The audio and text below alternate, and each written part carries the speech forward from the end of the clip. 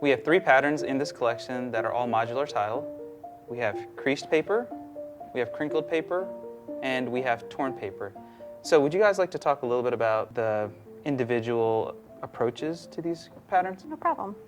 So for the torn paper, which is the one you're looking at here, this is really inspired by kind of a layering of paper, and the idea that when you tear paper, you have that kind of edge that is scalloped, or it's kind of raw edge. And then if you were to take that raw edge and kind of layer it upon each other, this was the sort of pattern that we created with that. And not only that, but I think that there's a lot of inspiration, kind of stripes, but also a bark. And the thing I really love about this pattern, specifically from an installation perspective, I think it works for a lot of different clients, both traditional or more transitional, or maybe a client who's looking for something more contemporary. It's a stripe, but it's not a stripe. So it doesn't have that straight, hard edge. There's something happening in it that's really special, that where you want to take a second look. The movement in this pattern is especially nice. There's a really strong relationship between this pattern and kind of wood planks that I think is a really great surprise. So the next pattern would be crinkled. Crinkled paper happened the way that you would think that it would. This was another part of our design charrette process that we did with Robbie and his team in Calhoun. We were shredding paper, tearing paper, weaving paper, throwing paper on the floor, picking it back up again. And this pattern to me is really special because, again, it's a lot of different things to a lot of different people, or depending on the time of day, it might look totally different. Sometimes it looks like a stone face. Sometimes it looks like camouflage. Water marbling. Exactly. I think this is another really beautiful, very special pattern that could work for any environment. It could be great in a really large room so that you can read more of the pattern. I can also see this in a really special conference room. The way that the pattern moves and is constantly evolving is something that's really unique to the market.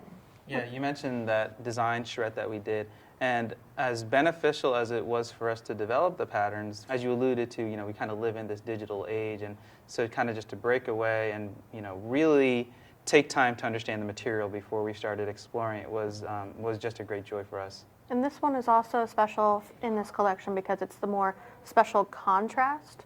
So this feels a little bit more artistic and creative and a little bit more of a showcase piece. And the luster yarn in this particular product as well, I think, is really beautiful, and it's beautiful up close and it's beautiful on the floor. That's right. But you really read the high contrast. It's really nice. And then the last product in this collection is creased paper. Creased paper, again, is a really cool one because this we were exploring, we're designers. So when we do step away from our computers, as we need to every day, it's a very iterative process. We go through a ton of paper. And so it might be your scrap paper in a pile, or it might get a little crinkled, and then you might want to flatten it out again to keep working on something. And this piece to us is really special because it is that. It's showing the process. It's showing the inspiration behind this was a piece of paper that was maybe thrown aside and then picked back up, and we looked at the face of the paper and how the light and the shadow can create some really interesting tonal shifts. This also to us felt a lot like maybe a natural product, like a natural stone. What I think is really great about this is kind of the idea of paper in its natural state, in the sense that we use it every day. We're constantly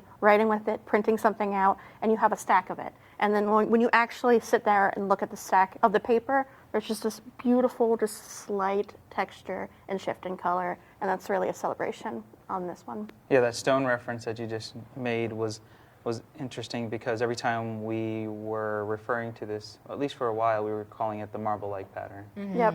Absolutely. And from an installation perspective, I think there are so many different opportunities for this one.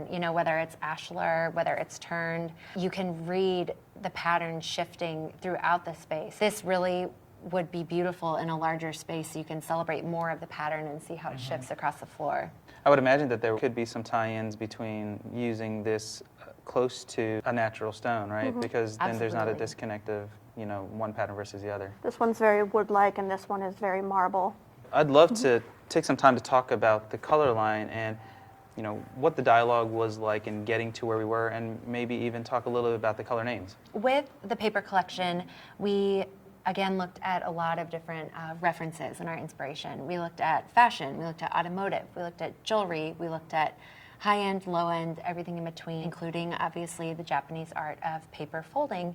And we were really inspired again by colors that you find in nature, in natural stone formations, in water, in earth, in trees. It's a very elegant palette with a lot of really great neutrals, both cool and warm. And we also thought about our colors as neutrals. Our blues, our dark umbers, everything is really elegant and really sophisticated, but also more of a natural palette. So no screaming neons found here.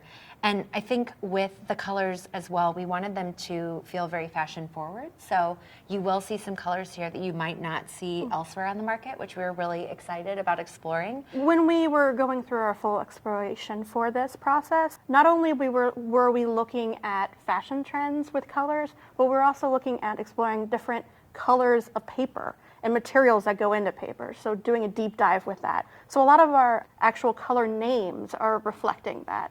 So you'll notice that there'll be a linen, which is a type of paper, or a bark texture for a paper, or papyrus, which is the oldest form of paper. Really thinking about the color names and how they relate back to paper. Thank you both for taking time to talk through the inspiration on both pattern and color again.